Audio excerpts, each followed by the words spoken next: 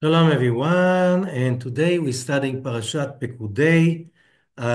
We can find it in the book of Exodus, chapter 38, verse 21, and this is the last parasha in the book of Exodus. So it's a long journey, many weeks, almost the whole winter. It is the whole winter, and the whole book of Exodus, Shemot, is about the redemption of an unbelievable story, a nation of slaves emerging out from the midst of the maybe the strongest empire of the time, thousands of years old, strong empire of Egypt, and they're coming out to become free. And the message is still today when people speak about the idea of let my people go. It's from here, 33 centuries, and we're still in the journey of looking for freedom. And we know that freedom cannot be given. Yes, the Creator gave us freedom, 10 plagues, walking in the desert, the pillar of fire, the pillar of cloud, manna from heaven, water from the stone, the revelation of Mount Sinai. But we know today, so many nations, the last century, achieved or received, handed over freedom. And look at them today. So many nations, or so-called nations, came out of colonialism in the past few decades, and these are failed states. And that's what this parasha is about. The summary, Ele Pekudei HaMishkan. And these are the accountings of the tabernacle. But the word Pekudei in Hebrew is much deeper. The word, the shoresh, Pei Kuf Dalid, it's a very sophisticated shoresh. It's a very sophisticated word. Pekudei means also accountability, not just accounting. It's about pakid, a civil servant. It's about mefaked, a commander. It's about taking command. All of it. And the story is like just to make the story short. There's no so much story, but the story is into a very simple issue. Rashi, the greatest commentators of all generations, lived in France 1,000 years ago. And he says, בפרשה זו, נמנו כל משקלי נדבת המשכן. In this parasha, all the weights of all what was donated for the tabernacle has been counted. לכסף, לזהב ולנחושת, the silver, the gold, the copper. נמנו כל כליו לכל עבודתו. Everything was brought into accountability. Everything was reported. People gave a huge amount of treasures, gems, precious cloth, fabrics, whatever, art. And everything had to be accounted for. Everything had to be revealed. So why? The person who did it was, we're talking about Bezalel ben Uri and Oholiav ben Achisamach, but both of them were commanded by Moses. So you don't trust Moses? Moses that went up to the mount for 40 days twice? Moses who was willing to sacrifice his life just to save his nation? Moses who gave up so much all along his life for others, and you suspect Moses? The answer is very simple. Doesn't matter if it's Moses or somebody else, people will be suspicious. People need to see the numbers. The question is, you know, Stalin, the cursed, infamous leader of the Soviet Union, said it doesn't matter who votes. What matters who counts the votes. Same thing. It doesn't matter how much money was taken. What's matter is who's counting the money. So maybe we don't suspect Moses, but we suspect the people who count the treasures. Maybe they took and Moses didn't see. There's always a place for suspicion. How would you know? The Zohar talks about it a lot. And as we said, we are in the midst of World War II. And one of the most important thing in this war, it's about suspicion. Uh, it's about all of these theories that people believe in, that they're being cheated. And you know what? Sometimes you believe in the conspiration theory, and when things are being revealed, it's even worse than you suspected. So how would you know? And as the days are passing by, you have less and less trust in authorities, companies, people, people with power. It says, you know, what's the worst thing in the world you can do is eved kimloch, when the slave comes to kingdom. It says, or in simple words, power corrupts, and absolute power corrupts absolutely. If somebody has a slave mentality, we all do this way or another because we're here in a physical body. We are here enslaved to our five senses, to our logic, to our needs, our desires, and graves, and all of those issues that make us human. So whoever can say I'm free of that, I'm an angel, I'm trustworthy, I will never, ever have any problem with anybody. I'll always be honest. That person is lying already.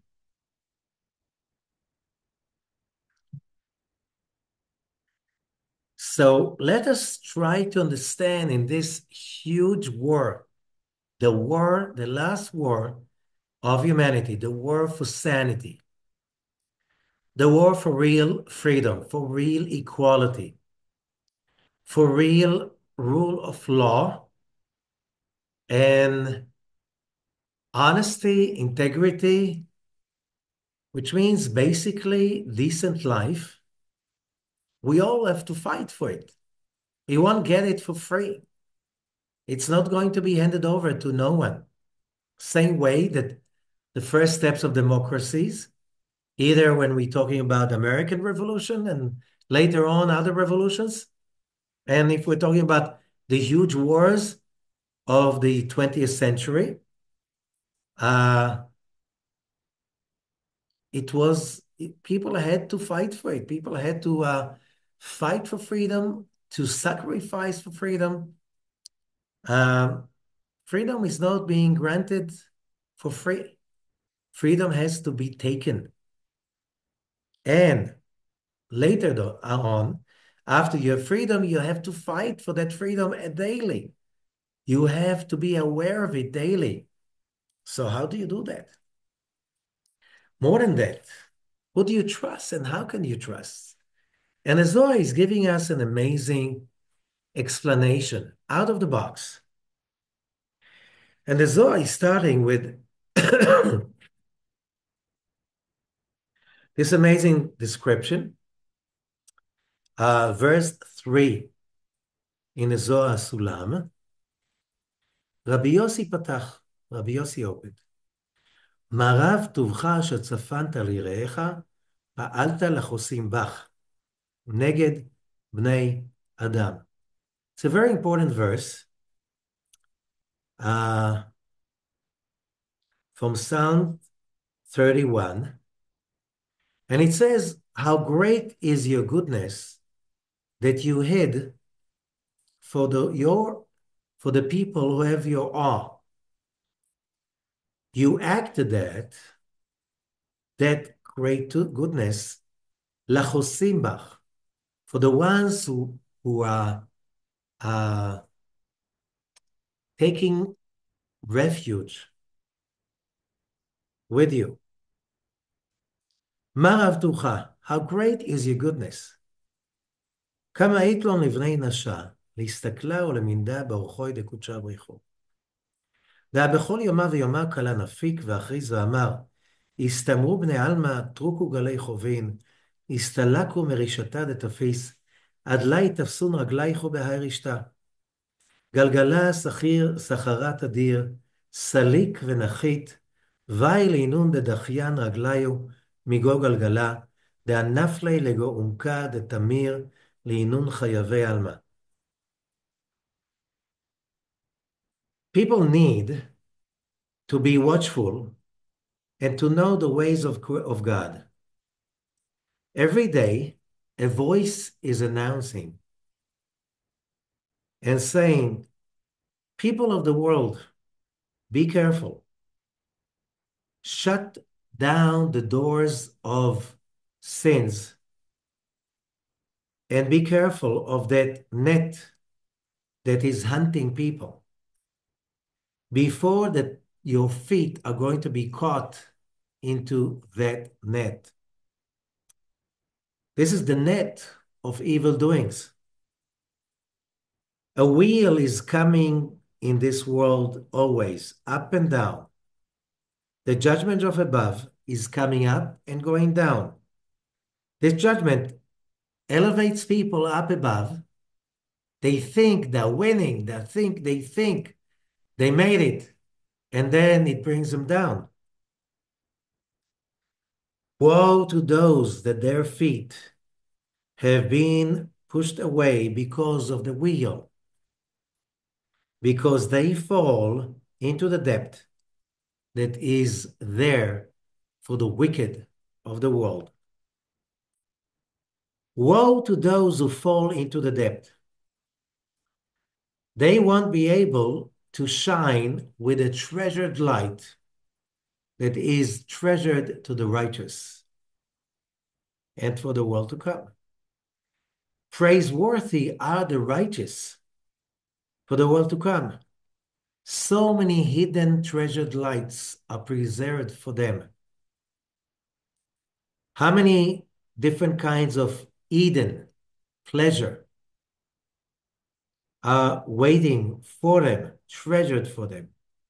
As it says, how great is your goodness that you treasure for the people that are in your awe. So what do we learn? This is what is called Or Haganuz. The legend says, Genesis chapter 1, and God said, let there be light. But that was on the first day. And the light of the sun and the moon and the stars were created only on the fourth day. What happened to the first original light? As it says, and God saw they're going to be wicked people. He treasured that original light only for the righteous. So only the righteous will be able to earn that light.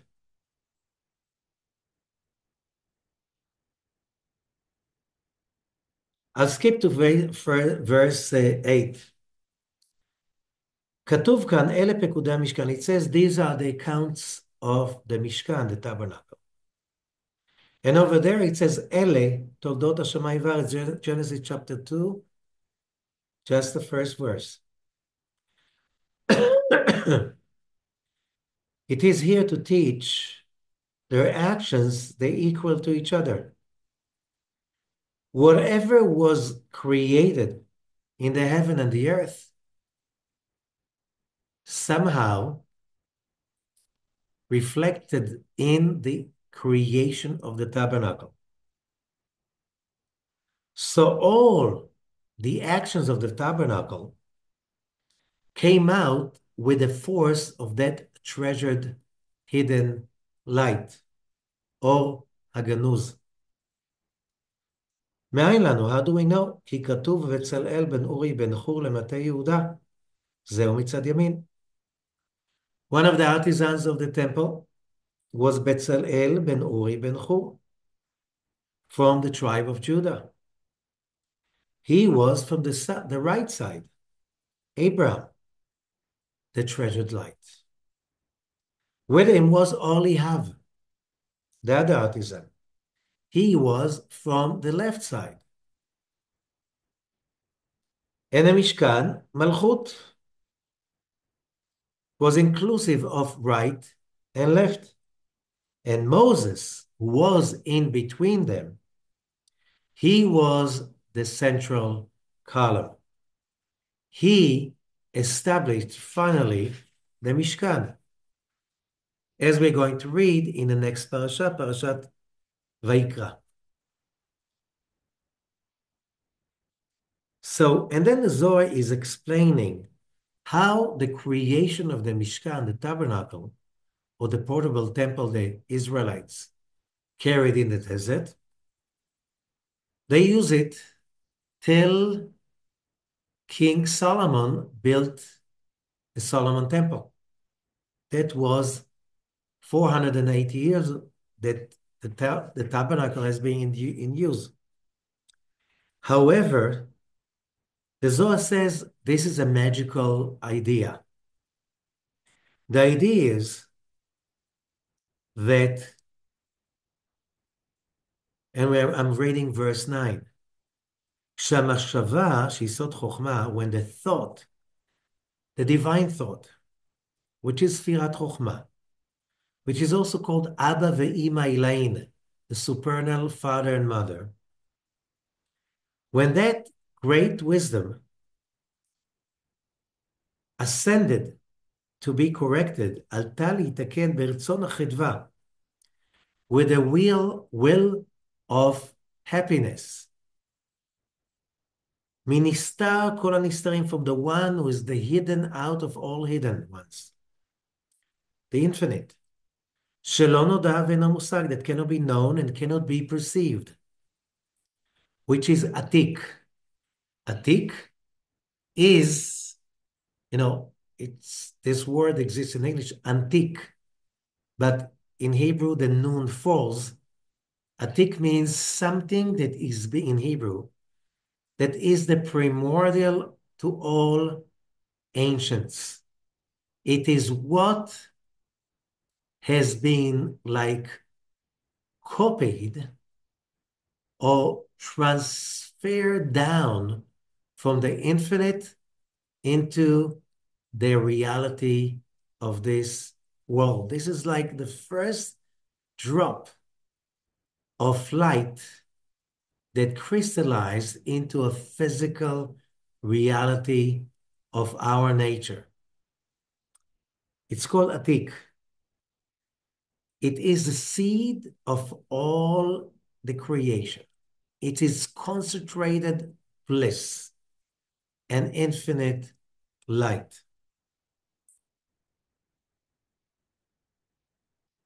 That great light that is coming down, condensing into what physical reality is about, in the different levels, the evolution of the creation. So this great joy and bliss came down the levels.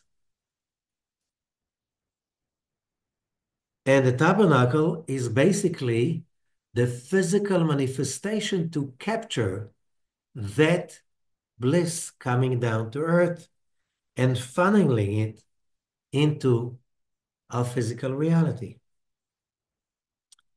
However, when it comes to our topic, I'll try to simplify. And the Zohar says few statements. The Zohar is explaining to us that when that light came down, and even when the tabernacle, the Mishkan, was built with all the devotion, the volunteering, the love, the appreciation of all the Israelites. Verse 20, Boe b'shai shenasta avodat hamishkan, when the work of the tabernacle has been done. Haya sitra acha holech umeshotet lastin. The dark side was walking around trying to find a place that he could hold on to. Lo matza ila al emunat ha'omanim. He could not find anything wrong with the faith and the devotion of the artisans. עד שהקדוש ברוך הוא הכניע אותו לפני משה, till God totally made him subjected in front of Moses. How? He forced the dark side to participate in the accounting, to count all the gold, the silver, the copper, the gems, and every precious work that was done. And this is the secret where it says, Ele Pekudei Mishkan. But the question is, how could that be? And the question is very, very serious. Whoever was engaged lately, all over the world, in disputes about what's right and what's wrong, what is right politically, what is wrong, what is just, what is not just, and you realize there's no place for truth anymore, because for a lot of people, it doesn't matter how many facts you're going to present them. They won't be able to see the facts. They don't even want any kind of discussion. There's no place for an argument. There's no place for debate. There are only slogans being repeated again and again. It's only very deep emotions, mostly of anger, hatred, fear. Where is this coming from? And the Zohar is explaining where the light of the eternal, Atik, came down. There was a stage in the evolutionary process that it split into two different phases, two parallel realities. One reality is the reality of what we call Marechet HaTum'ah, the impure system.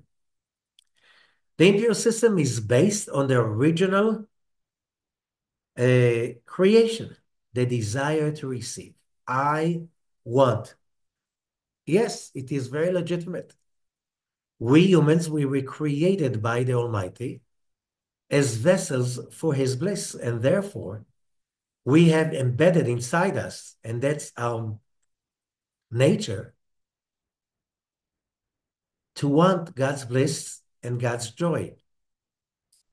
However, there's a problem. As long it is just I want because I want, I need and I desire just because I want, which is basically egotism, individualism, that is called the impure system. Why? It creates only judgment.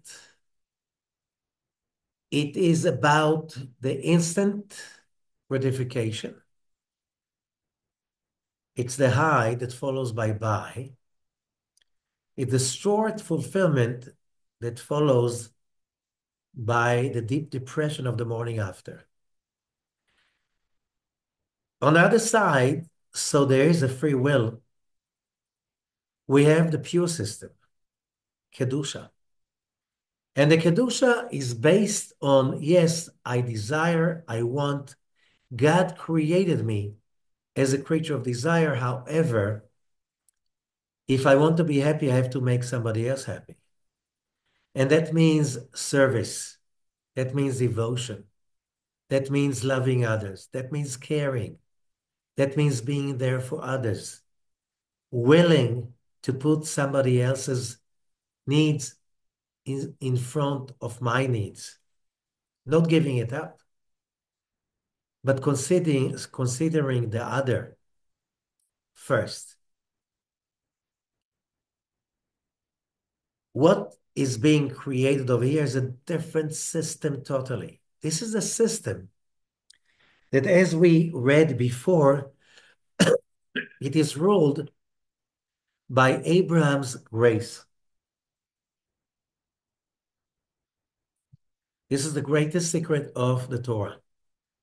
Yes, we're here to desire. We're here to get satisfied. We're here to be happy. That cannot be created unless we are totally devoted, willingly, knowingly, consciously, that the only vessel, true vessel, but it is an invisible vessel that can contain true lasting happiness is the devotion of serving others. So when you take position, pakid, and you have the position, tafkid, and you have the command, pikud, you know that first of all, you're here to serve selflessly. And when you create that selfless servitude, you generate an eternal vessel that is the only vessel in this universe that can contain lasting fulfillment. What a paradox. The more you want for yourself alone, the greater the fulfillment, but it will be very temporary. It will be high and by, a flash and a crash, an achievement that follows with a disaster, like the wheel the Zohar told us before. Up you're there again, up above the wheel, but it's the same wheel that will take you down to the deepest ravine. You want to avoid that wheel? Be there at service. Be there for others. And this is the basic idea of the Torah morals, ethics, values. Love others as you love yourself. Not because it's nice, because it's the most existentialist declaration ever. You want to live, you want to survive, you want to exist, you want a real fulfillment. You don't want to be on that wheel of fortune, up and down. Be there for others with devotion, excitement, authenticity. You'll be there for others. You generate that grace that looks like I'm there for others. What's in it for me? And then you realize it gives you an eternal, lasting fulfillment. So research is showing that that part of society that is totally engulfed with individualism, if I feel that I want, it must be right. If I enjoy it on that spot, must be right. Who cares about the price? But this kind of thinking, the last decades are showing scientifically, brings to depression, misery, ongoing depression. When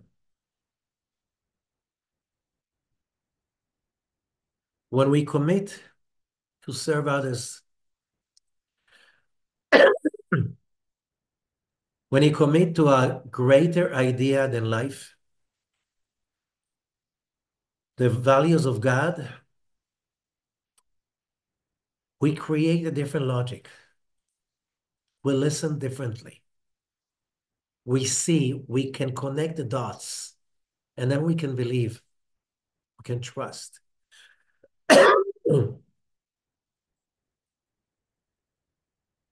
And the other part of humanity who chooses the left,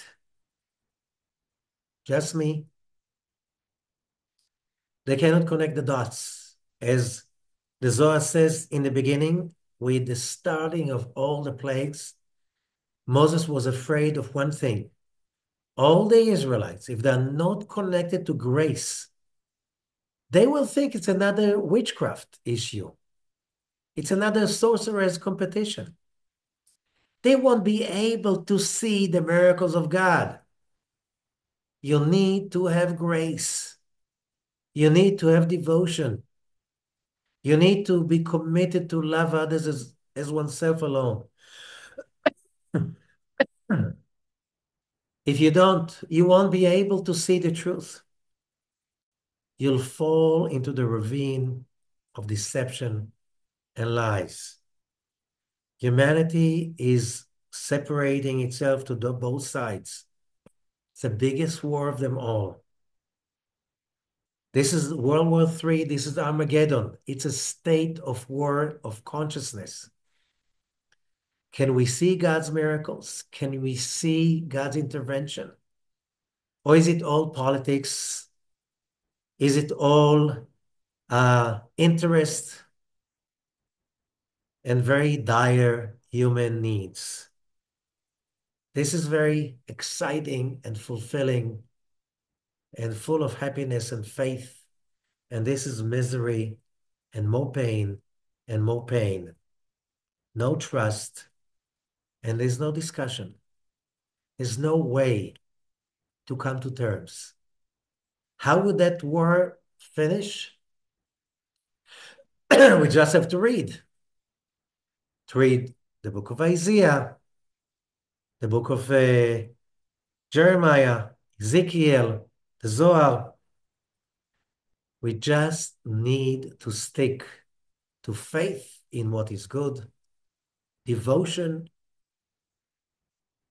unconditional giving to others, realizing that's the only way can save us and allow us to see basically the miracles happening in front of our eyes, to connect the dots and to see that one will live in one of the most marvelous eras in the history of humanity. Thank you so much. Good luck for all of us.